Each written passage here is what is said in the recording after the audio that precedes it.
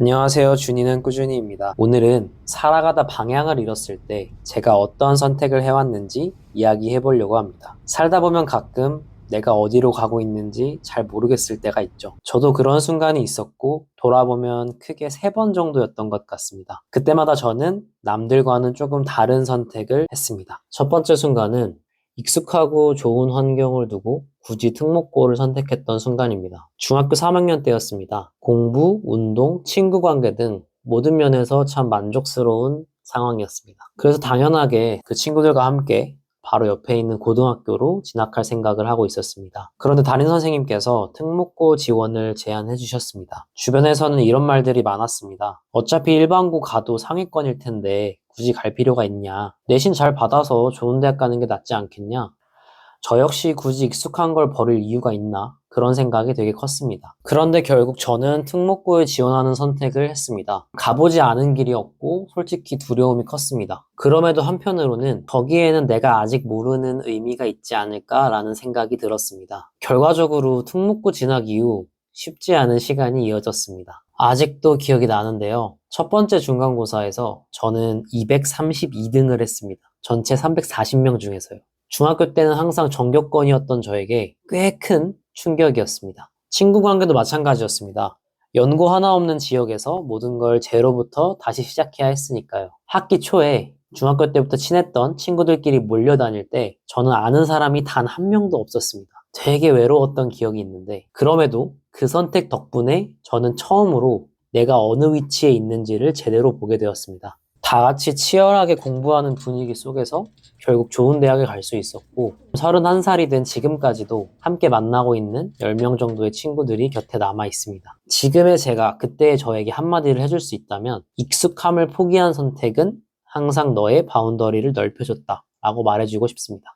두 번째 순간은 연고도 없는 경상북도 안동에서 6개월 동안 혼자 자취를 하며 인턴을 하게 된 순간입니다. 대학교에 입학한 이후 저는 공연예술 쪽으로 진로를 진지하게 고민했었습니다. 공연 동아리에서 공연 연출을 하고 연극 무대 설치를 하고 극장 기술 조교 아르바이트도 하면서 나름 최선을 다했습니다. 그런데 군대에 입대해 상병쯤 되었을 때 고민이 깊어졌습니다. 이게 정말 내가 원하는 걸까? 공연예술이 싫어진 건 아니었습니다. 다만 현실적으로 돈을 벌기 어렵겠다는 생각이 계속 들었습니다. 그리고 그 고민 끝에 이 질문에 닿았습니다. 나는 왜 돈을 벌고 싶은 걸까? 그 답은 의외로 명확했습니다. 화목한 과정을 꾸리고 싶다. 저만의 목적지가 있었으니까요.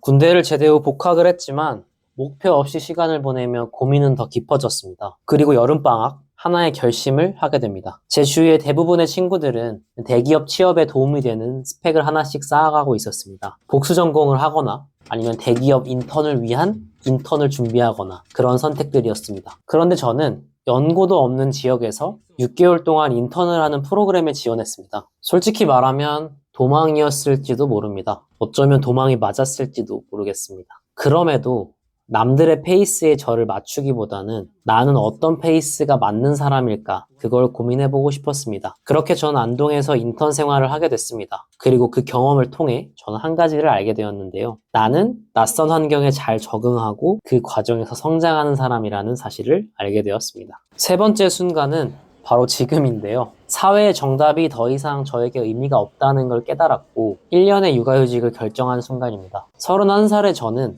남들이 말하는 정답에 가까운 선택들을 해왔습니다. 좋은 대학에 들어갔고 대기업에 입사했고 이제 만 4년 차가 되어갑니다. 그런데 이제는 남들이 말하는 정답을 그대로 따라가고 싶지 않습니다. 어쩌면 이제는 따라갈 수 없게 된 것인지도 모르겠습니다. 더 좋은 직장으로 이직해야지. 고과 잘 받아서 빨리 승진해야지. 더 이상 저에게 큰 동기부여가 되지 않았습니다. 지금 저에게 중요한 건 원하는 삶을 어떻게 만들어갈 것인가입니다. 그래서 그 고민의 연장선에서 저는 1년간의 육아휴직을 앞두고 있습니다. 분명한 건 곧 태어날 저의 아들에게 보여주고 싶은 삶은 남들의 기준과 정답에 맞춰 사는 삶은 절대 아니라는 겁니다. 돌아보면 이상하게도 중학교 3학년에 제가 느꼈던 감정과 대학교 3학년에 제가 느꼈던 감정을 31살에 제가 똑같이 느끼고 있습니다. 여전히 두렵습니다. 하지만 미루기만 해서는 앞으로 나아갈 수 없을 것 같았습니다. 돌아보면 제가 방향을 잃었을 때마다 했던 선택들의 공통점이 하나 있습니다.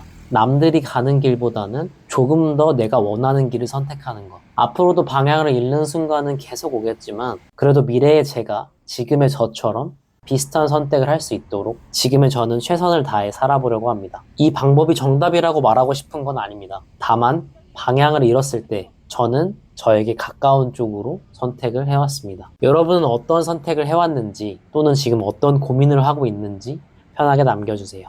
이런 이야기를 계속 기록해 보려 합니다. 우리 모두 원하는 삶을 위해 오늘도 준이는 꾸준히